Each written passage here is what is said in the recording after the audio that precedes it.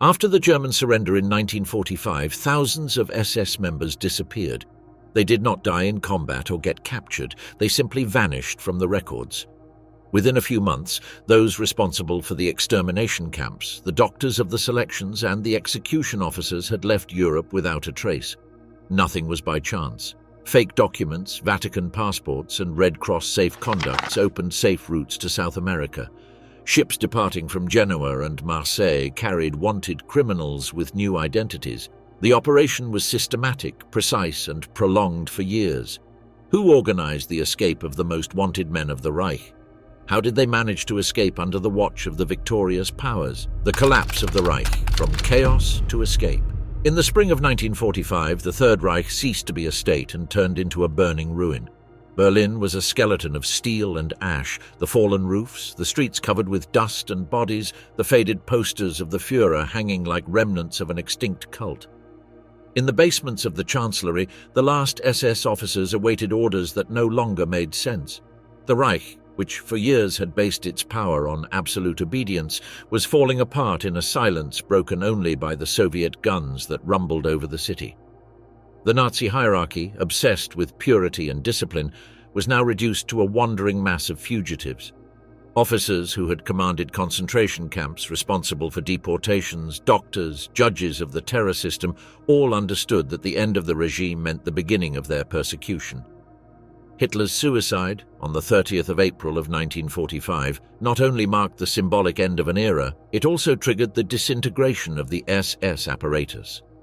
In a few hours, what had been a meticulous bureaucratic structure transformed into a widespread flight. The barracks were abandoned, the documents burned in courtyards and squares. In Dachau, Buchenwald, and Ravensbrück, the liberated prisoners watched as their former captors tried to disappear into the crowd.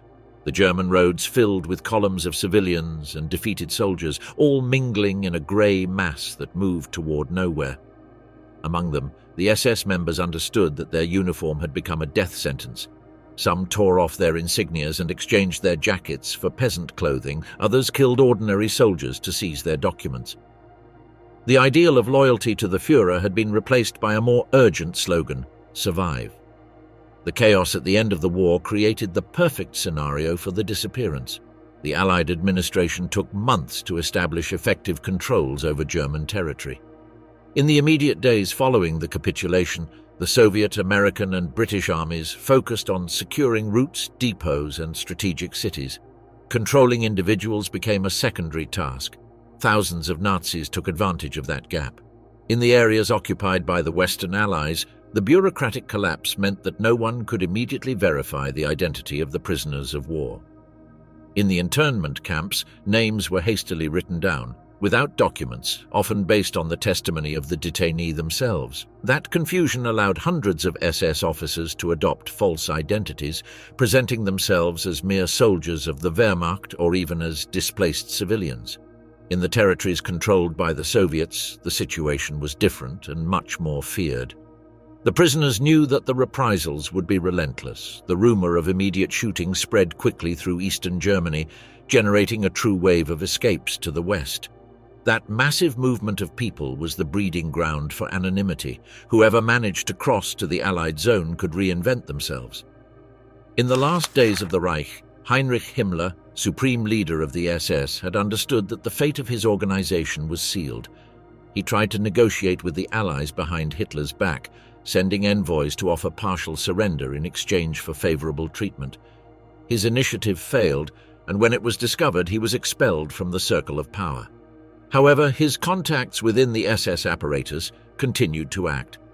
By the end of April 1945, there were already internal orders to disperse the SS men and avoid collective capture, which implied an initial plan of escape.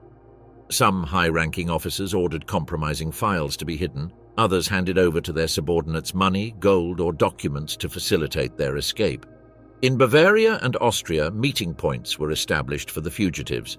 The Alpine region of southern Germany, the so-called National Redoubt, was supposed to be the regime's last bastion, but soon it became the first refuge for the escapees. In monasteries, rural villages, and abandoned mines, spontaneous protection networks began to emerge. A part of the fugitives managed to join convoys of civilian refugees that were heading towards Tyrol. Others infiltrated into columns of displaced people fleeing from the bombings or the Soviet advance.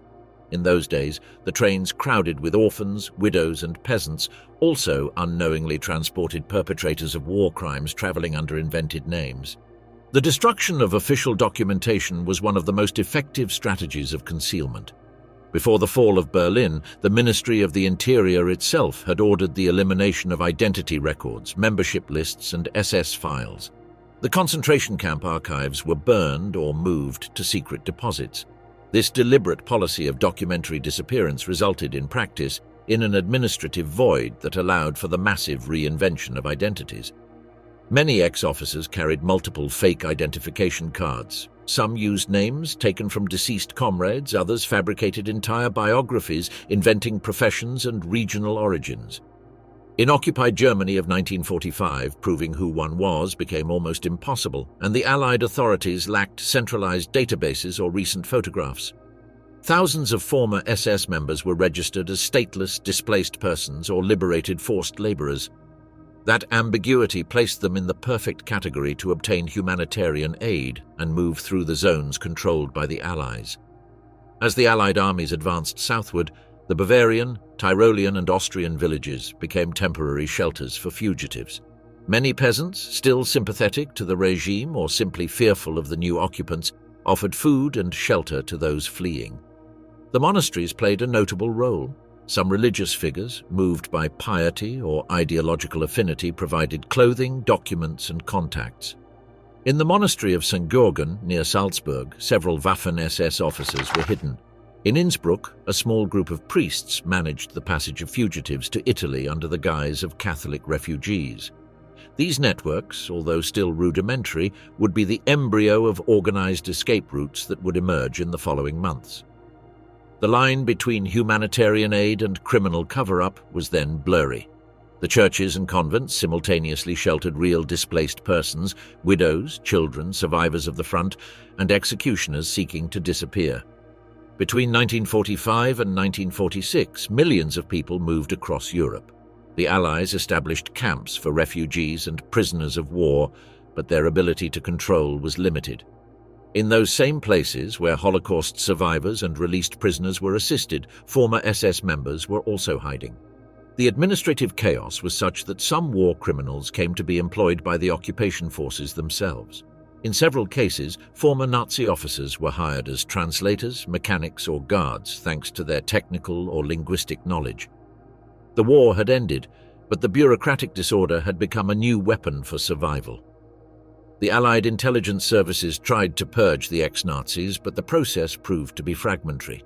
In practice, the priority quickly shifted from punishment to political control of the territory. With the onset of tensions between the West and the Soviet Union, former enemies began to be seen as potential allies against communism. This ideological shift opened a window of opportunity for the fugitives. The more the Cold War consolidated, the less interest there was in tracing the Nazi past. The cases of the high-ranking leaders illustrate well the chaos of the moment. Heinrich Himmler, disguised in a military police uniform and with false documents under the name Heinrich Hitzinger, was captured by British troops near Bremerwörde in May of 1945. He committed suicide with a cyanide capsule before being interrogated. His death was symbolic. It represented the end of the visible power of the SS, but not of its underground structure. Martin Bormann, Hitler's personal secretary, disappeared in the rubble of Berlin. For decades, it was believed that he had escaped to South America. Only in the 1990s was it confirmed that he had died in the city in 1945. However, his supposed escape fueled the myth that a secret network had managed to evacuate the Nazi leaders. That myth, amplified by the real confusion of the post-war period, would be the seed of the name that would later become famous: Odessa. Other high-ranking officials did manage to escape. Josef Mengele, doctor of Auschwitz, first took refuge in Bavaria, then in a convent near Rosenheim, and finally crossed to Italy with the help of SS contacts. Adolf Eichmann, responsible for the logistics of the final solution, managed to live for a time under a false identity in northern Germany before following the same route south. Both cases illustrate that the escape routes were not improvised, but the result of planning that began even before the end of the war. As Allied control was consolidated, the fugitives understood that they had to leave Germany. Austria and Italy, with their mountainous borders and their damaged but operational railway systems, became the main exit gates. On the trains traveling south, thousands of people moved under the generic label of refugees. Among them, those responsible for some of the greatest crimes of the 20th century went unnoticed. The routes to Tyrol and Bolzano were the most used. From there, the fugitives could reach Rome or Genoa, where the post-war disorder allowed access to Red Cross safe conducts and ships that sailed to Spain or South America. The escape stopped being individual to become a collective phenomenon. Those left behind in Germany maintained communication networks through coded letters and demobilized military contacts. In those initial months, the first mutual support groups were formed, which would later be identified as part of the Odessa network. In 1946, while the Nuremberg trials were taking place, many of the potential defendants were already beyond the reach of justice. The Allied powers focused on prosecuting the visible leaders, while thousands of lesser executors disappeared. Some adopted new professions in Germany, others crossed the Alps and found refuge in neighboring countries. Life in hiding required a discipline similar to what they had practiced in the SS: precise orders, invisible hierarchies, codes of silence. Those men, trained in blind obedience, applied their training to survival. What had been an extermination organization transformed into an escape network. The memory of defeat mingled with the hope of return. In many circles of former Nazis, the idea persisted that the Reich would rise again in the future, in a new European order. That faith, mixture of delusion and conviction, drove the collaboration among fugitives scattered across different countries. The collapse of the Reich was not only the destruction of a state, but the mutation of its clandestine apparatus. The network of contacts, resources, and complicities that had supported the regime did not disappear with the surrender. It withdrew. The former intelligence structures, the companies that had served the war machinery, and the officers with logistical experience quickly adapted to the new context. In the ruins of the Reich, a new invisible order was conceived, an infrastructure of exile that did not need ideology to operate. Merely the need to survive and protect itself sufficed. The end of the war, far from representing immediate justice, opened a stage of shadows. Europe was exhausted, hungry, and divided. In that landscape, those responsible for the horror disappeared among millions of displaced people. Some were captured and tried. Others simply ceased to exist as names and became ghosts with new passports. The collapse of the Third Reich was also the birth of a new network, an underground structure born of chaos, fed by indifference and protected by fear. What started in the tunnels of Berlin, among the rubble of a defeated city, would spread for decades through the ports of Italy and the offices of South America. The defeat of Nazism had been military, its moral disappearance much slower. In the years that followed, Europe would discover that the war had not ended for everyone, and that some of its most dangerous culprits had found a new homeland in silence. Roots of shadows, the construction of the escape routes. In 1946, Europe was a continent in motion. Improvised trains transported released prisoners, displaced peasants, widows, orphans, and defeated soldiers. The roads were covered with human columns advancing without a fixed destination. The post-war period had generated one of the largest forced migrations in modern history. Amid that flow of misery, Nazi fugitives found their best camouflage. The Allied authorities were trying to restore order, but border control was almost non-existent. The borders between Austria, Italy, and Switzerland could be crossed on foot, through mountain passes that no soldier guarded. The administrative systems were collapsed. A convincing story and an invented name were enough to obtain temporary shelter or food aid. In that scenario of confusion, the first clandestine routes began to take shape. The term rat line, literally rat line, emerged after the war to describe the routes used by Nazi criminals to escape justice. These routes were not a unique or centralized creation, but rather a combination of parallel paths that were refined between 1945 and 1948. Most started from the south of Germany or Austria, crossed the Tyrol, and descended towards northern Italy. From there, the fugitives could reach ports in Genoa, Rome, or Naples, where cargo ships and emigrant vessels offered passages to South America or the Middle East. In its early stages, the rat lines were simple mountain paths traveled at night, but they soon became complex logistical corridors with accommodation points, contacts in embassies, and falsified documentation. Their structure resembled the old smuggling circuits, but reversed in purpose. They served to rescue the executioners, not the victims. The Tyrol, both German and Austrian, became the heart of clandestine transit. Its isolated valleys, ancient monasteries, and proximity to Italy made it ideal for hiding. Benedictine and Franciscan monks, some motivated by religious convictions of mercy, others by political sympathy, offered temporary refuge to fugitives. In Innsbruck, Salzburg, and Klagenfurt, the train stations acted as meeting nodes. Small cells were formed to transport messages and false documents. The mountain routes to Bolzano or Trento, ancient passageways of the Italian partisans, were used in the opposite direction to evacuate former German officers. The border between Austria and Italy was, in those years, a diffuse territory. The Allies had not yet established uniform controls, and many areas were patrolled by soldiers from different countries without coordination.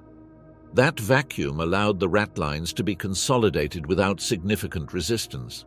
What started as a series of individual escapes began to acquire structure. By 1946, there were already permanent networks with intermediaries and financiers. Some German businessmen linked to the war effort provided money, gold, and contacts.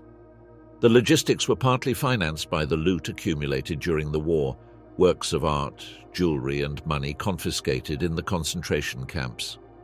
The most influential fugitives had the support of former members of Nazi intelligence, especially from the Sicherheitsdienst, the security service of the SS. These agents, experts in documentation and smuggling, organized the transit of their comrades as if it were a secret military operation. The codes, hierarchies, and communication keys were kept almost intact. Code names were used to designate routes: Southern Way, Genoa Route, Vatican Line. Each had local intermediaries who offered lodging and food. In Rome, where the post-war period had left thousands of displaced people, religious institutions played a crucial role. The Vatican had created assistance offices for refugees, whose official mission was to help released prisoners and undocumented Europeans. In that humanitarian context, Nazi fugitives found the perfect mechanism to legalize their false identity. Bishop Alois Rudel, rector of the Collegio Teutonico de Santa Maria dell'Anima, was a central figure. Of Austrian origin and sympathetic to German nationalism, Rudel considered the Nazis useful anti-communists in the reconstruction of Europe. From his ecclesiastical position, he managed identity certificates and letters of recommendation for hundreds of fugitives, presenting them as stateless refugees. These documents, sealed with the authority of the Vatican, were recognized by the International Red Cross and allowed for obtaining travel passports. With them, many war criminals, including Adolf Eichmann and Franz Stangl, were able to leave Europe legally. The direct involvement of the Holy See has been a subject of historical debate, but documentary evidence shows that certain ecclesiastical sectors facilitated the transit of Nazis under the argument of Christian aid. The International Committee of the Red Cross, overwhelmed by the humanitarian crisis, issued travel documents known as laissez-passer. Their purpose was to allow the transfer of displaced persons who lacked identification. The forms required only a verbal statement and a letter of recommendation from a recognized institution, such as a parish or a religious mission. In that administrative mechanism, Nazi fugitives found a perfect loophole. Presenting themselves with false names endorsed by sympathetic priests, they obtained thousands of legitimate passports. With those documents, they embarked to Spain, Syria, Egypt, and above all, South America. Later files of the committee show that between 1946 and 1951, more than 120,000 identity documents of that type were issued. Italy became the nerve point of the escape. Its territory, crossed by ruins and controlled by different Allied forces, offered multiple routes. In the north, Bolzano and Trento were transit zones where local authorities allowed the passage of refugees without too many questions. In Rome, the religious institutions, monasteries, hospices, seminaries, were transformed into transit centers. The fugitives were sheltered under the identity of brothers in faith while they awaited the necessary documents. From there, the road to Genoa was direct. Freight trains or diplomatic vehicles transported the SS men disguised as civilian workers. Genoa was the final destination. Its port, devastated but operational, maintained intense activity with Latin America. Local agents, often linked to shipping companies or Catholic missions, were in charge of getting the tickets. The ships Giovanna C. and Sestriere, among others, transported dozens of fugitives with apparently legal documentation. Spain, under the dictatorship of Francisco Franco, was another fundamental link. Although officially neutral, the regime maintained evident sympathies with Nazism and offered asylum to anti-communist fugitives.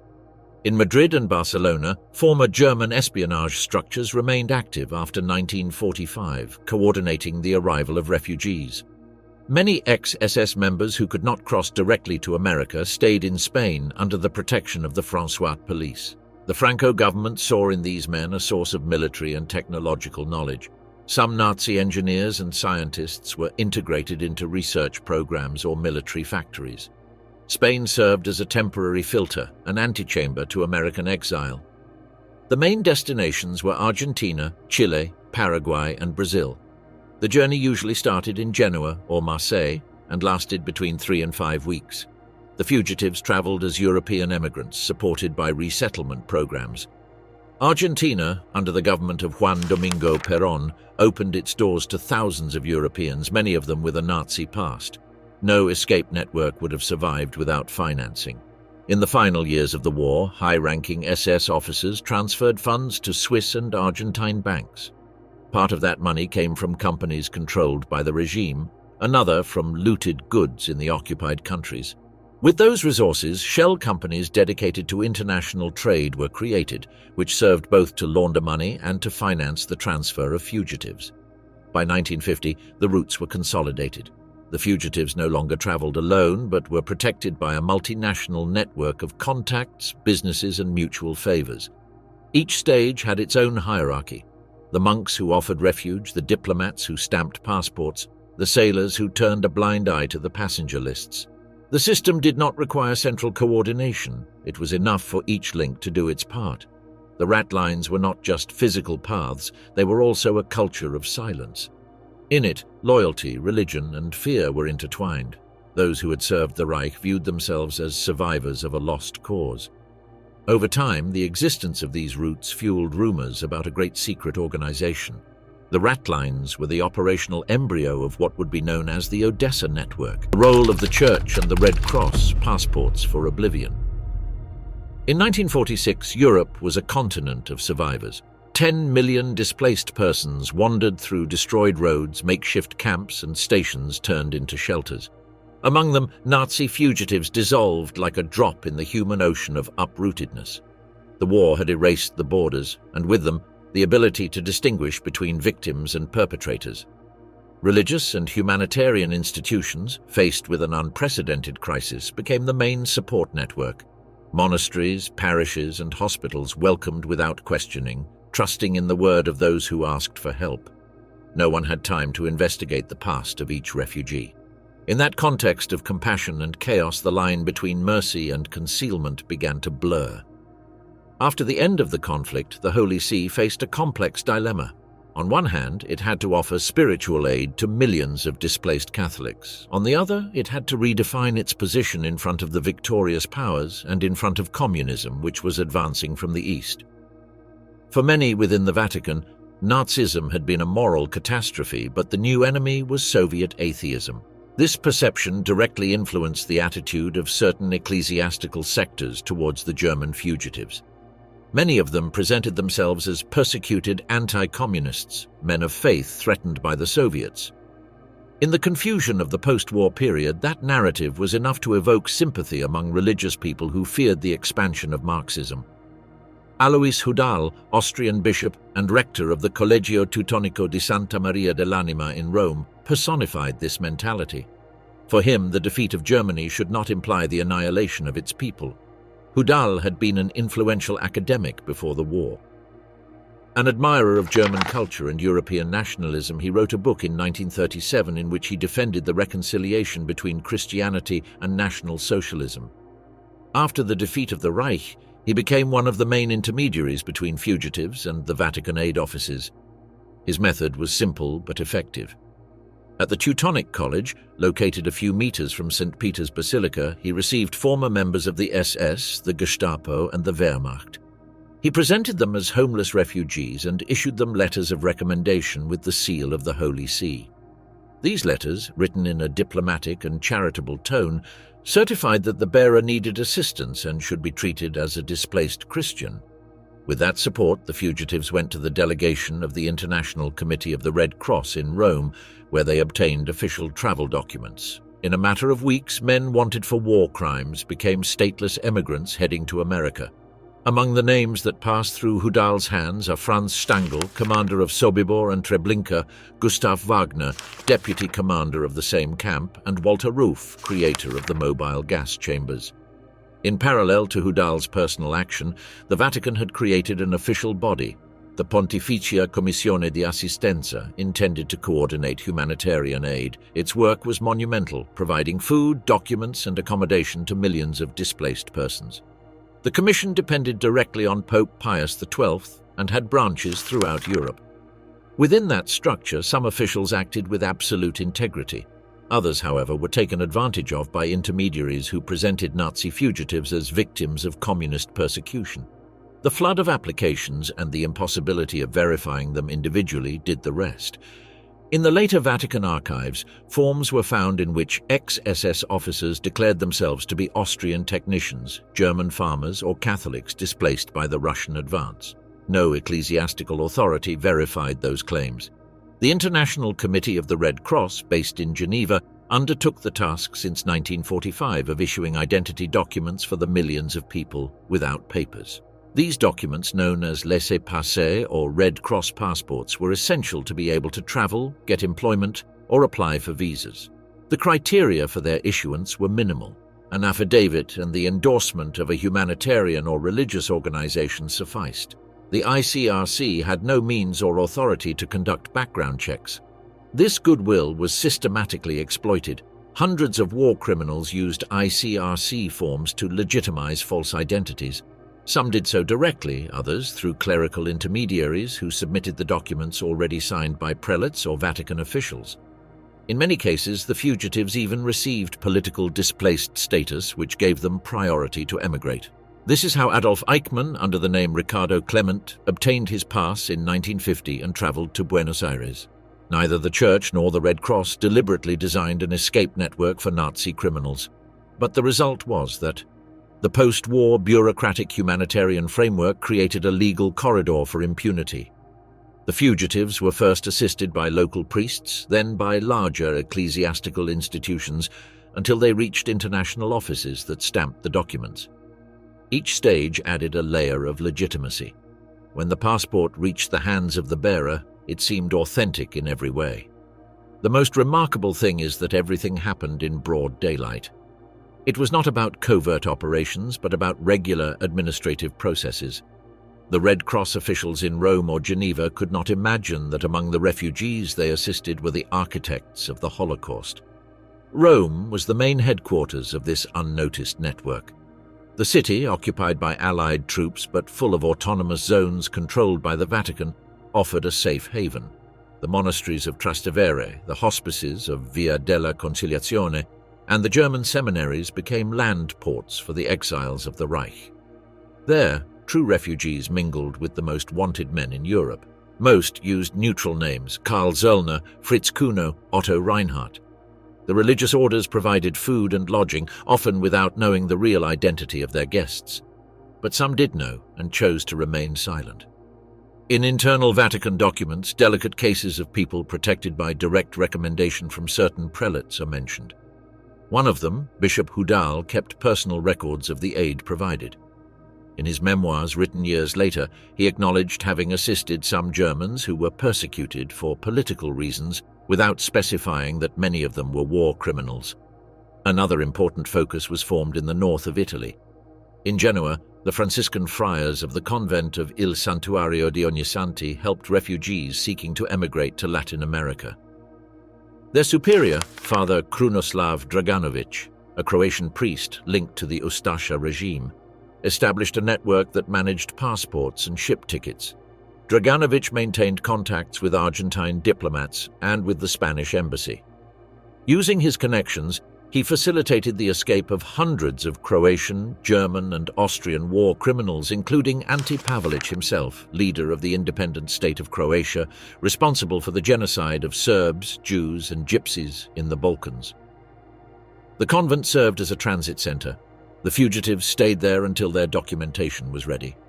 Then they were transferred to the port, where they boarded emigrant ships bound for Buenos Aires or Montevideo. To understand how this collaboration was possible, it is necessary to place it within the ideological climate of the time. The Catholic Church saw communism as the main enemy of Christian civilization. Many of the Nazi fugitives presented themselves as defeated soldiers of that anti-communist crusade, which generated empathy in certain ecclesiastical and diplomatic sectors. Furthermore, the Vatican maintained a pragmatic policy towards the victorious powers. It did not want to provoke direct confrontations with the United States or with the Soviet Union. Humanitarian aid was a safe ground that allowed it to act without entering into political conflicts. Within that margin, the actions of prelates like Rudel or Draganovic operated in an ambiguous area. They did not have official approval, but neither did they face explicit condemnation. The institutional silence was as effective as any direct order. The ecclesiastical assistance system required funds. Many fugitives had hidden money or jewels, which they donated to religious institutions in gratitude for the help. In other cases, businessmen sympathetic to Nazism provided resources to support the shelters and relocations. These funds, deposited in Vatican accounts or Swiss banks, discreetly financed the maintenance of the fugitives in Italy. The Allied intelligence services partially knew about the existence of these routes. British and American reports mentioned the collaboration of religious elements in the escape of Nazis. However, the political priority was the containment of communism, not the prosecution of all criminals. When some Allied officers reported the involvement of priests in these operations, the diplomatic authorities preferred not to intervene. Prosecuting Catholic clergy could create tensions with the Vatican and with the Latin American recipient governments. From a moral perspective, ecclesiastical participation in the flight of the Nazis poses a profound conflict. Christian doctrine preaches forgiveness and redemption, but forgiveness can become complicity when it impedes justice. Many of the religious individuals involved acted convinced they were saving souls, not covering up crimes. However, the practical result was the same: the perpetuation of impunity. The journey of Adolf Eichmann summarizes the operation of the entire system. After the war, he hid in northern Germany under the name Otto Henninger. In 1950, with the help of ecclesiastical contacts in Rome, he obtained a Red Cross passport under the name of Ricardo Clement, certified as a stateless worker. That document bore the endorsement of a religious institution and the official signature of the Red Cross. With it, Eichmann traveled to Genoa, embarked on the ship Giovanna C., and disembarked in Buenos Aires. He lived there for 15 years until being captured by the Mossad in 1960. Decades later, when the files began to open, the Vatican and the Red Cross partially acknowledged the mistakes made. Neither of the two institutions acted with criminal intent, but both admitted that their lack of control facilitated the escape of hundreds of Nazis. The story of those passports of oblivion reveals an uncomfortable truth. In the chaos of the post-war period, compassion was the perfect disguise for impunity. Birth of Odessa, myth, code, or secret structure. In post-war Europe, where everything was being rebuilt over ruins and silence, a word began to circulate in whispers: Odessa. Some wrote it in capital letters, others pronounced it as if it were a code. No one knew its meaning for certain. For some, it was a myth invented by the Allied secret services. For others, the real name of a clandestine organization of former members of the SS. Its full name, according to the first references, was Organisation der ehemaligen SS-Angehörigen, that is, Organization of Former SS Members. But no official document was ever found to confirm its formal existence. Neither statutes, nor lists, nor seals, only traces, coded letters, bank accounts, fake passports, repeated names in distant places. It was a network that seemed to exist only when someone invoked it and disappeared as soon as there was an attempt to capture it. However, the facts were undeniable. Thousands of SS members escaped from Europe between 1945 and 1952. They did it with help, with resources, with documents and organized routes. That invisible infrastructure needed coordination, money, and hierarchy. It could not have been the product of chance. Thus, the myth of Odessa was born. The idea that a secret fraternity had survived the defeat of the Third Reich, preserving its spirit and protecting its men. The term Odessa first appeared in Soviet intelligence reports toward the end of 1946. In them, an organized group of former SS was mentioned that was preparing to escape to South America. The Soviets, obsessed with hunting Nazi criminals, believed there was a network funded from Switzerland and Spain. Almost at the same time, British agents intercepted encoded correspondence between former members of the Sicherheitsdienst in Austria. In some messages, acronyms similar to ODESSA were mentioned, although their meaning was ambiguous. The concept began to expand. The media, fueled by the Nuremberg trials and the public's growing fascination with conspiracies, made Odessa a symbol of the continuity of evil. In 1948, European newspapers were already talking about an international Nazi network with headquarters in Rome, Madrid, and Buenos Aires. The ambiguity of the evidence fueled its power. The more it was attempted to define it, the more it faded away. Although the existence of a centralized Odessa organization is disputed, what did exist was a network of mutual aid associations formed by former members of the SS. After the capitulation, thousands of former combatants found themselves in prisoner camps without resources or state support. Some began to organize collections, share food, and hide comrades sought by the Allies. These associations adopted harmless names: Kameradenwerk, Stille Hilfe, HIAG. Officially, they were charitable or veterans organizations, but many served as a platform for protection and funding for fugitives. Stille Hilfe, founded in 1951 by Helene Elisabeth von Isenberg, assisted imprisoned former SS members, paid lawyers, and organized their media defense. Among its benefactors were religious figures, business people, and politicians from the new West Germany. Although these entities were not called Odessa, they shared its spirit: solidarity among former members of the elite body of Nazism and the preservation of their memory. The Sicherheitsdienst was the seed of clandestine networks. Its agents were trained in covert operations, smuggling, and identity manipulation. When the Reich collapsed, these men applied their experience to the art of disappearing. Walter Rauff, inventor of the gas vans, organized his own escape route through Italy. He helped other fugitives reach Syria and then Latin America, where he worked for the Chilean intelligence services. Klaus Barbie, the Butcher of Lyon, used a similar network, run by former SD agents and funded by German companies in Genoa. These individuals did not need a formal organization. Their training was enough to create a functional network of contacts and favors. They were Odessa, even if they did not know it. The economy also played its part.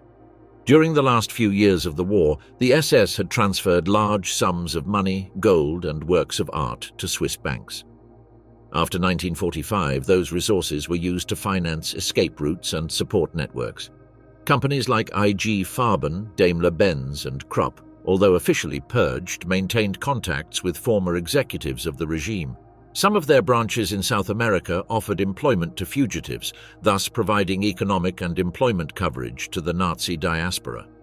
The hidden money circulated through numbered accounts and fictitious foundations. Aid to comrades was disguised as humanitarian contributions. In this financial flow, the true core of Odessa was consolidated, a network of economic interests that transcended borders and saw the protection of former members of the SS as a way to preserve capital and contacts. The Cold War transformed the moral landscape of Europe. For the Western powers, the main enemy was no longer Nazism, but Soviet communism. Under this logic, former Reich officials became valuable informants. The case of Reinhard Gehlen is paradigmatic. Former intelligence chief of the German army on the Eastern Front, he was recruited by the United States after his capture. His network, known as the Gehlen Organization, employed hundreds of ex-Nazis and SD agents to spy on the Soviet Union. The protection offered to these men allowed many others, linked to the SS, to benefit from the same mantle of impunity. The borders between political collaboration and criminal complicity became blurred. Documents from the CYA and MI6, declassified decades later, revealed that Western services were aware of the existence of Nazi escape routes and at times tolerated them. If Odessa existed, it was not a hierarchical organization with leaders and offices, but a decentralized network formed by circles of former comrades who shared information, resources, and protection. The model resembled that of resistance cells or secret societies. Each group knew only its direct members and maintained encrypted communication with a higher level. This design made it impossible to trace the complete structure. The connections were maintained through humanitarian missions, veterans societies, and religious foundations. In West Germany, many former SS members were already working in public institutions, private companies, or even police forces. From there, they guaranteed silence and documents to those still hiding abroad. Switzerland was the financial hub of the network. Banks such as Credit Suisse kept accounts open in the name of aid foundations or fictitious individuals. Through them, funds were transferred to Italy, Argentina, or Paraguay. Spain, for its part, offered political refuge. Under Franco's dictatorship, numerous Nazis found employment and residence, especially in Madrid, San Sebastian, and Barcelona. Some acted as links between Europe and South America, ensuring the transit of people and capital. The French intelligence reports of 1947 already warned of the existence of an active German colony in Madrid composed of former Reich officers. In those circles, coded names, contact lists, and maritime routes were mentioned. The investigators never managed to prove it was Odessa, but the coincidences were too precise to be coincidental. Beyond the pragmatism of survival, Odessa had an ideological component. Many of its members sincerely believed in the possibility of a revival of the Reich, adapted to the new times. In the first years of the post-war period, anonymous manifestos circulated that spoke of a new European order that would arise when communism and capitalism destroyed each other. Some fugitives in South America founded clubs, cultural associations, and publishing houses dedicated to spreading that ideology.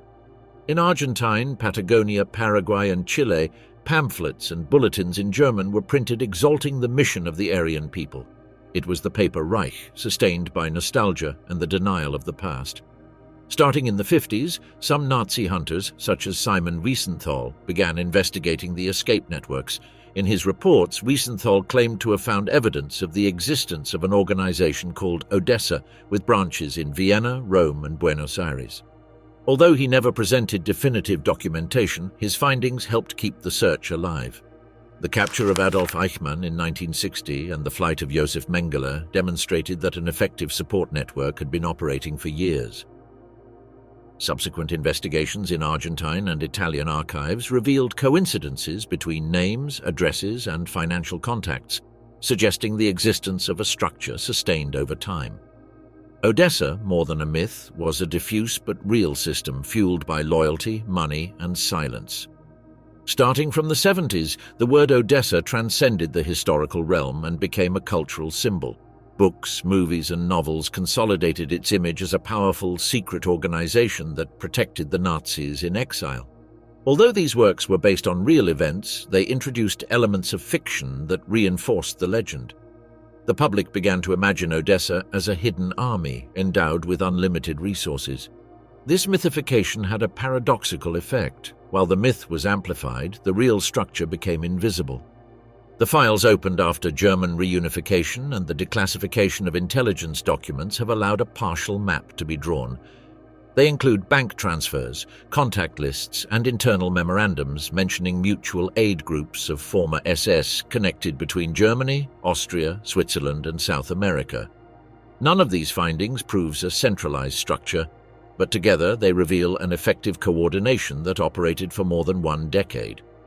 Today, historians agree that Odessa was less a concrete organization and more a symbolic network, a name that designates the persistence of the ties and the spirit of the SS after 1945. It represented the convergence between the need for survival, ideology, and institutional complicity. Odessa embodied Europe's inability to close the cycle of Nazism. In the middle of the 20th century, the ships that departed from Genoa, Marseille, and Lisbon carried thousands of fugitives toward new lives. Some died in poverty, others integrated into society, and a few continued dreaming of a lost empire. But in the scattered archives, in the encrypted codes, and in the shared silences remains the trace of an organization that never needed to call itself Odessa to exist. South America, the executioner's refuge. When the ships departed from Genoa, Marseille, or Lisbon between 1946 and 1952, they carried more than European passengers fleeing poverty.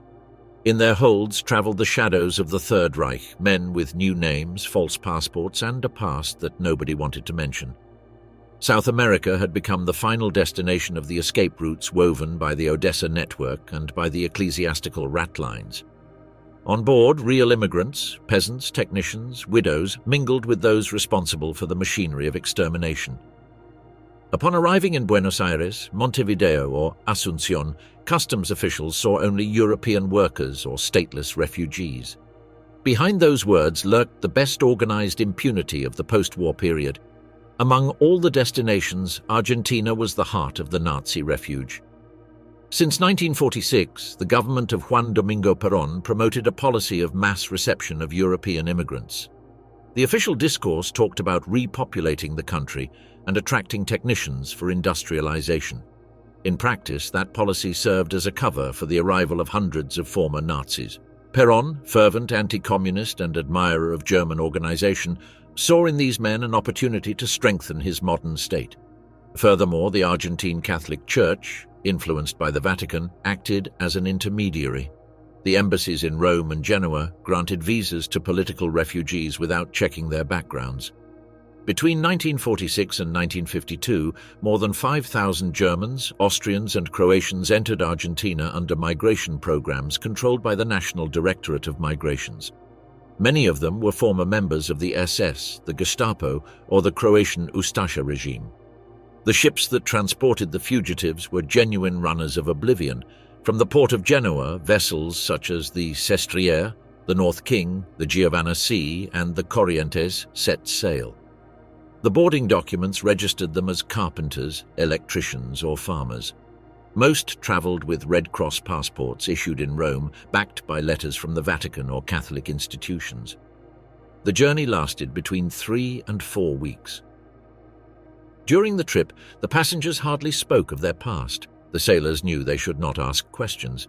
Some ships made stops in Spain or Portugal, where other fugitives, protected by Franco's regime, joined. Upon arriving in Buenos Aires, the metamorphosis was complete. The men of the Reich became respectable European citizens. Their names no longer evoked crimes, but a new life. Buenos Aires, a cosmopolitan and European city, offered the ideal setting to go unnoticed. The neighborhoods of Belgrano, Flores, and San Isidro housed old German colonies. There were schools, clubs, and parishes where the language and German customs remained intact. Immigrant aid institutions, such as the German Beneficent Society and the Church of the Redeemer, became support points for newcomers. The fugitives found accommodation, employment, and a network of compatriots who welcomed them without questions. The German embassy, still controlled by diplomats with prior ties to Nazism, helped some to regularize their situation. Within a matter of months, the former executioners were integrating into Argentine civil life, working as engineers, mechanics, technicians, or merchants. One of the most famous was Adolf Eichmann, architect of the final solution. After passing through the refugees of Bavaria and Rome, he arrived in Argentina in 1950 under the name Ricardo Clement. He settled in the working-class neighborhood of San Fernando, where he worked in a factory of the Argentine Mercedes-Benz. For a decade, Eichmann led a modest life, traveling by tram, raising rabbits, and attending meetings of the German community. His past was a secret known by some compatriots, but silence was the unwritten law of the Nazi exile. In 1960, Mossad agents captured him at the door of his house. His kidnapping and subsequent trial in Jerusalem revealed to the world the existence of the networks that had allowed his escape. For the first time, the word Odessa resonated again as a symbol of impunity. Another name that became a legend was that of Dr. Josef Mengele, physician of Auschwitz. After hiding in Bavaria and Italian convents, he traveled to Argentina in 1949 under the identity of Helmut Gregor. Mengele integrated into the high society of Buenos Aires. He frequented German clubs, attended receptions, and traveled freely. He maintained contact with other fugitives, among them the pilot Hans Ulrich Rudel, who had become a reference figure for the Nazi community in exile. When Eichmann was captured, Mengele fled to Paraguay and then to Brazil, protected by sympathizers and German businessmen. He drowned in 1979, never having faced justice. His story symbolizes the persistence of protection networks beyond the passage of time. While Argentina offered large-scale refuge, Paraguay became a political sanctuary. General Alfredo Stroessner, of German descent and a fervent anti-communist, established an asylum policy for persecuted European nationals. The fugitives received Paraguayan passports at embassies in Rome and Vienna, often managed by intermediaries of the Odessa network. Once in Asunción, they obtained properties and employment in companies controlled by German immigrants. The country became a refuge for high-profile figures such as Mengele himself or the Croatian criminal Ante Pavelic. Stroessner considered these men valuable allies against Soviet influence and accepted their presence in exchange for discretion and technical collaboration. In Chile, the situation was quieter but equally significant. After the war, several German communities were established in the south of the country. Among them stood out Colonia Dignidad, founded in 1961 by Paul Schaefer, a former member of the Nazi Party. Although officially presented as a religious and agricultural center, the colony functioned as a closed and autarkic enclave. During the dictatorship of Augusto Pinochet, it was discovered that the place had served as a torture center and refuge for former Nazis. Other fugitives joined the Chilean army or engineering companies. The government of Gabriel González Videla, and later that of Carlos Ibáñez del Campo, accepted their presence under the premise of technical utility and anti-communism. Brazil, with its vast expanse and diversity, offered the perfect anonymity. Fugitives like Gustav Wagner, deputy commander of Sobibor, found refuge in the south of the country, where German colonies had existed since the 19th century. Wagner lived for decades in São Paulo and Atibaia, protected by a circle of compatriots. When he was discovered in 1978, the Brazilian authorities refused to extradite him, citing lack of evidence. He died shortly after, in circumstances never clarified. In Brazil also resided the SS doctor Karl Verne and the chemist Walter Rauff, who collaborated with local companies and security agencies. The warmth of the climate and the social indifference made the country one of the safest havens on the continent. Uruguay served as a country of transit and financial laundering. Its banks, famous for banking secrecy, received funds transferred from Switzerland and Argentina. Some fugitives used Montevideo as a stopover point to other destinations. Bolivia, on the other hand, offered more direct refuge. Under the governments of Victor Paz Estensoro and later of Hugo Banzer, links were established with former German military members. Klaus Barbie, the butcher of Lyon, lived there for decades under the name Klaus Altmann. Barbie worked as an intelligence advisor and collaborated in political repression operations. He was extradited only in 1983, tried in France and sentenced to life imprisonment. His case demonstrated that the protection network was still operating almost 40 years after the end of the war. Hans Ulrich Rudel, ace of the Luftwaffe and one of Hitler's most decorated pilots, was a key figure in the articulation of the Nazi diaspora in South America. He arrived in Argentina in 1948 and soon became a businessman and military advisor to Perón's government. Rudel maintained correspondence with former SS officers in Europe and promoted the settlement of compatriots on the continent. In 1951, he founded an import company that served as a cover for financial transfers between Germany and South America. Furthermore, he acted as a political liaison between Perón and ex-Nazis in hiding, convincing the Argentine president that their presence would bring technological and military development. Under his influence, engineers arrived who worked in aircraft factories and on secret projects. Rudel became the symbol of the ideological reorganization of the Nazi exile, an ambassador of the memory of the Reich under the banner of anti-communism. The success of the shelter networks in South America was largely due to the pre-existing German colonies. Since the 19th century, Argentina, Chile, Paraguay, and Brazil had received thousands of German immigrants. Those communities maintained schools, churches, and cultural associations. When the fugitives arrived after 1945, they were welcomed as compatriots. Lutheran priests, entrepreneurs, and community leaders offered employment and accommodation. Many did not know the true identity of the newcomers. Others simply preferred not to know it. These communities functioned as networks of integration and silence where the past dissolved among Bavarian dances and beer festivals. The memory of the Reich was preserved in songs, photographs, and accents, but the horror was relegated to a whisper.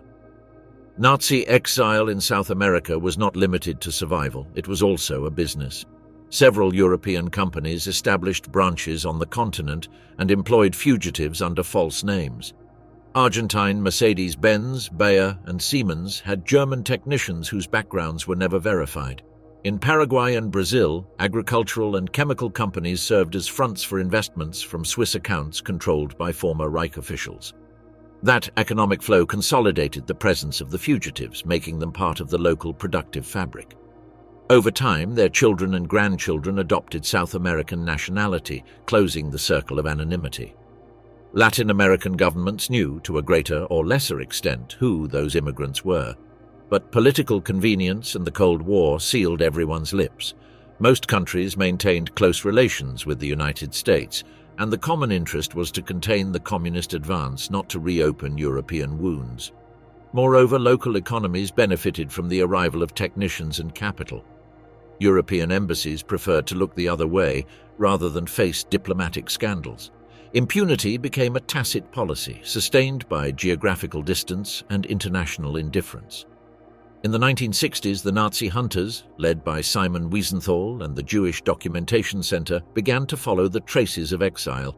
The names of Eichmann, Mengele, Wagner, and Barbie appeared in reports, newspapers, and lists. However, local networks protected their men. In Argentina, the German community considered it a betrayal to denounce their own. In Paraguay, police archives were inaccessible. In Brazil, extradition stalled in complacent courts. Only a few emblematic cases managed to break the siege. Eichmann was captured in 1960, Barbie extradited in 1983, Priebke detained in Bariloche in 1994. But thousands of other fugitives died without being identified. Over the years, the network of exiles solidified as a transcontinental community. Letters, money, and visits circulated between Buenos Aires, Asunción, and Santiago. Discreet meetings, commemorative masses, and social gatherings were held where they still toasted to the old homeland. Some dreamed of the rebirth of the Reich in exile, others simply wanted to forget. But they all shared a certainty: the past had gone unpunished. South America had become the moral grave of European justice. The passage of time diluted the names and the guilt, but the traces remain. In diplomatic archives, there still appear passports issued to stateless refugees who arrived on those ships. In the cemeteries of the Southern Cone rest men with German names that never existed in European records. The history of the Odessa network found its culmination in South America, a vast, receptive, and distant territory where memory was replaced by convenience. The continent of oblivion fulfilled its role effectively. Here, forgiveness, fear, and indifference were mixed. And under the sun of the Southern Hemisphere, the Reich's executioners lived what their victims never could: the tranquility of anonymity. Silence, impunity, and memory, the echo of Odessa. As the decade of 1950s began, Europe was trying to forget. The ruins had been rebuilt, the economies reborn under the Marshall Plan, and the cities that once were battlefields were becoming centers of trade and hope. But under that surface of progress persisted a silent wound. The executioners of the Third Reich were still alive, scattered around the world, sheltered by indifference or by the complicity of the powers. The news of trials and convictions became increasingly scarce. Public attention shifted toward the conflict between the United States and the Soviet Union. Communism replaced Nazism as the central threat, and in that new setting, the old criminals ceased to be a priority. Europe needed to reconcile with itself, and that reconciliation was built on the tacit pact of forgetfulness. The Nazi fugitives who had escaped through the Odessa routes began to build new identities. Some adopted modest professions, others thrived as entrepreneurs or technicians. In South America, their children spoke Spanish or Portuguese, attended local schools, and were unaware of their parents' real past. In West Germany, thousands of former SS members reintegrated into society. The partial amnesty of 1951 allowed former regime officials to hold administrative, judicial, and even police positions. The recruitment offices of the new army, the Bundeswehr, included officers who had served on the Eastern Front. Thus, the same country that had been the heart of Nazism became, in less than a decade, a legal refuge for those who had supported it. The structures of the democratic state were built on tainted foundations, and this fact marked Germany's relationship with its memory for generations. The policy of silence was not coincidental. The Allied powers considered it essential to stabilize Germany to confront the Soviet Union.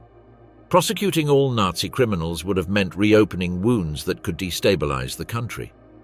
In 1955, Chancellor Konrad Adenauer promoted the reintegration of former members of the Wehrmacht and the SS, arguing that the future of Germany depends on national unity, not the punishment of the past. Behind that statement hid an uncomfortable reality. Many of the men who had sworn allegiance to Hitler were now swearing allegiance to democracy. Western intelligence services, for their part, protected former Nazis whom they considered useful.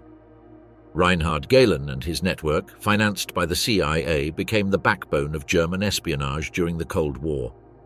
In South America, the refugees collaborated as advisors in military governments and security forces. The war had changed its face, but its actors remained the same. As Europe was rebuilding, South America became the sanctuary of impunity. The authoritarian governments, inspired by anti-communism, maintained contact with the exiles of the Reich. Some of them offered military training, technical advice, or knowledge in repression and social control. During the 1960s and 1970s, several Latin American regimes adopted tactics and intelligence structures based on German models. In Chile, Colonia Dignidad collaborated with the National Intelligence Directorate during Pinochet's dictatorship. In Argentina, former Nazi officers advised police bodies during the Dirty War. Odessa, or what remained of its spirit, had mutated into a network of shared knowledge, where the knowledge of terror was recycled into new forms of repression. The evil had not disappeared, it had changed its flag. In the mid-1950s, a man in Vienna began a solitary task that would change the course of European memory. Simon Wiesenthal, survivor of Mauthausen, dedicated his life to tracking down criminals of the Reich. From a small office, he collected testimonies, letters, and scattered documents. It was Wiesenthal who revived the name of Odessa, describing it as an organization that protected Nazis in exile. Although some historians accused him of exaggerating, his investigations exposed the magnitude of the cover-up. Thanks to his work, Adolf Eichmann was located in Argentina. The kidnapping of Eichmann in 1960, executed by the Israeli Mossad, was more than an intelligence operation. It was an act of symbolic justice. For the first time, the world saw the face of a man who had believed he had escaped forever. The trial in Jerusalem became a mirror of collective guilt. However, the capture of Eichmann was the exception, not the rule. Thousands of other fugitives remained free, protected by governments, communities, or the simple passage of time. The Nuremberg trials had promised universal justice. But in the following decades, that promise faded into bureaucracy. The trials against minor criminals were suspended or shelved. The lack of resources, legal complexity, and political pressure transformed justice into a formality. In Germany, the judicial system, partly comprised of judges trained during Nazism, showed little interest in reopening cases. Prosecutors preferred to focus on recent crimes or the communist threat. The result was a carefully managed legal amnesia. When new trials were held in the 1960s, like the one in Auschwitz in Frankfurt, the public was surprised. Many young Germans were unaware of the crimes committed in their own country. Odessa had succeeded in its deeper objective, to erase memory over time. For the generations born after the war, the past was an uncomfortable subject. In Germany, Austria, or Italy, speaking of Nazism in the 1950s was almost a taboo. In South America, the children of the fugitives grew up without knowing who their parents were. Some discovered the truth by accident: an old hidden uniform, a letter in German, a photograph with forbidden symbols. Others preferred not to know. In communities like Bariloche, Asunción or São Paulo, the history became a family secret, passed down with shame or pride depending on the case. Individual memory reflected the collective, a mixture of guilt, silence, and denial. Odessa, in that sense, was no longer a physical network but an inherited mental state, a conspiracy of forgetting passed down from parents to children. The 1960s marked a turning point. The Eichmann trial and the youth movements in Europe opened a debate about responsibility and memory. In Germany, students began to question their parents. Where were you during the war? That generational awakening broke the pact of silence. The archives began to be re-examined, films and books addressed the issue without censorship. But by then, many of the guilty had died or had fully integrated into society. Justice arrived late when history had already been rewritten for convenience. Even so, that revival of memory was essential to expose the network of impunity. Researchers, journalists, and survivors reconstructed the escape routes, the shelters in Italy, and the ties with South America. The myth of Odessa was transformed into a collective metaphor of European amnesia. While Europe was reviewing its past, Latin America repeated its patterns. The military dictatorships, obsessed with anti-communism, adopted methods of repression inspired by Nazi Germany. The security archives of Argentina, Chile, and Paraguay reveal that former German officers participated as advisors in torture and counterinsurgency programs. In 1975, during Operation Condor, the intelligence agencies of the Southern Cone shared information about opponents, replicating the totalitarian coordination logic of the Reich. Some of the men who had fled through Odessa were involved in that new machinery of terror. Thus, the cycle of evil was closing.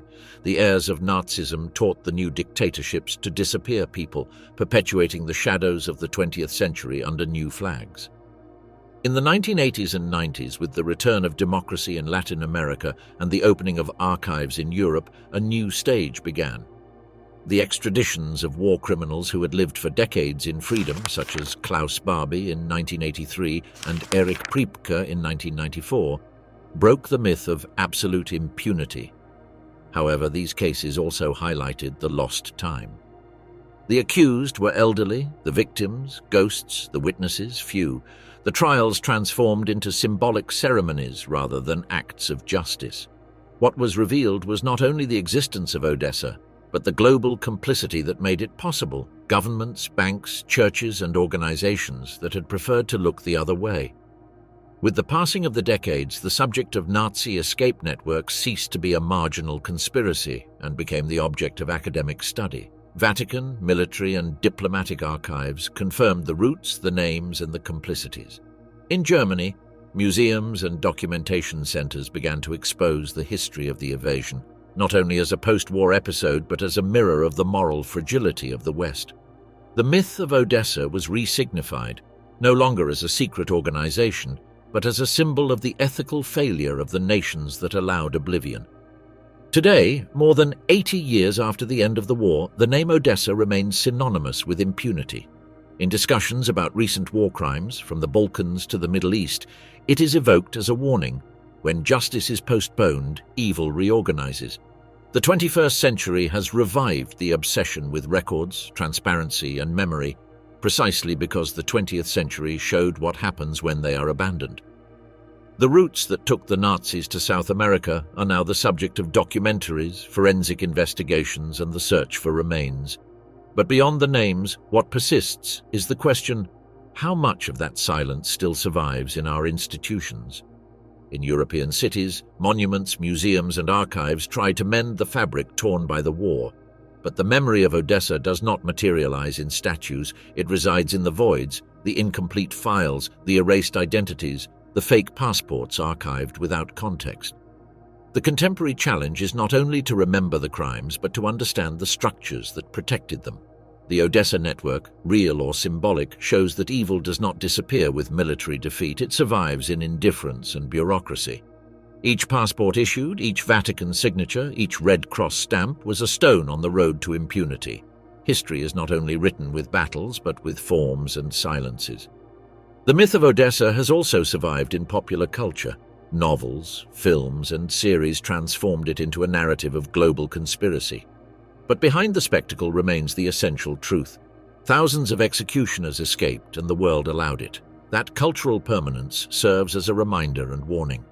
By invoking the name of Odessa, the collective memory acknowledges not only the cunning of the fugitives, but the fragility of human justice. Odessa was not just an escape network, it was a pact between fear and convenience. A silent conspiracy that united religious figures, bureaucrats, diplomats, and executioners under a single purpose: to survive without accountability. Its history is the shadow that accompanies the 20th century. A story where compassion was mistaken for cover-up and where justice faded into the folds of politics. Today, in the archives of Europe and South America, the passports, photographs, and stamps that certified that passage into oblivion are still preserved. They are documents that speak without words, testimonies of a world that chose to look the other way. The echo of Odessa is not in the mountains of Tyrol, nor in the ports of Genoa. It resonates in the collective conscience of the nations that learned too late that silence is the most enduring form of impunity. The SS escape network was not just a historical phenomenon, it was a moral mirror that continues to reflect in each era the eternal tension between justice and forgetting. In the ports where the ships set sail, in the monasteries that gave refuge, in the offices where the false documents were stamped, remains the trace of a Europe that allowed horror to dissolve into bureaucracy. The end of the war, far from representing immediate justice, opened a shadowy phase where those responsible for the extermination became faceless names, anonymous passengers heading to distant lands. The defeat of Nazism was military, but its moral disappearance proved much slower and more complex. For decades, the executioners lived quiet lives under the sun of other continents, while their victims remained without burial or justice. Odessa, as a concept, encapsulates that historical paradox. The ability of a defeated system to survive in anonymity, the skill of evil to adapt and mutate under new forms. It was a network that never needed a headquarters or a visible leader because it operated in the very fabric of the institutions that were supposed to combat it. Every official who sealed a document without checking it, every priest who offered refuge without asking, every government that looked the other way was part of that invisible structure. The lesson of Odessa transcends the history of Nazism. It is a warning about the fragility of justice when faced with political pragmatism, economic convenience, and fear of the past. It is a reminder that memory is not just an act of commemoration, but an active exercise of vigilance against institutionalized forgetting. In the cities where the fugitives lived, in the communities that welcomed them, in the institutions that facilitated their escape, the responsibility remains to confront that past, not to judge present generations for the acts of their predecessors, but to understand the mechanisms that allowed impunity to become normality. The echo of Odessa resonates in every contemporary debate about transitional justice, about the responsibility of international institutions, about the role of memory in building democratic societies. It resonates when new crimes go unpunished, when new shelters are opened for new criminals, when the international community once again chooses convenience over justice. The history of Nazi escape routes is ultimately a story about the human capacity for denial, a story that forces us to ask how many Odessas still exist, how many networks of impunity operate at this moment under the guise of bureaucratic normality, how many institutional silences protect those responsible for crimes that history will judge severely today. The answers to these questions are not in the records of the past, but in the vigilance of the present. Odessa is not just memory, it is a warning. It is not just history, it is a lesson. And as long as its roots remain documented, as long as its name continues to be synonymous with impunity, it will fulfill its most important function, reminding us that justice is not inevitable, that memory is not automatic, and that silence, when institutionalized, becomes the most effective way to perpetuate horror. In the ports where the last ships set sail, in the offices where the last safe conducts were signed, in the communities where the last words of protection were spoken, remains the trace of a world that chose forgetfulness. And it is in that trace where each generation must seek the keys to prevent history from repeating itself, to ensure that no network of impunity is woven again with such effectiveness, and to ensure that the memory of the victims prevails over the silence of the executioners.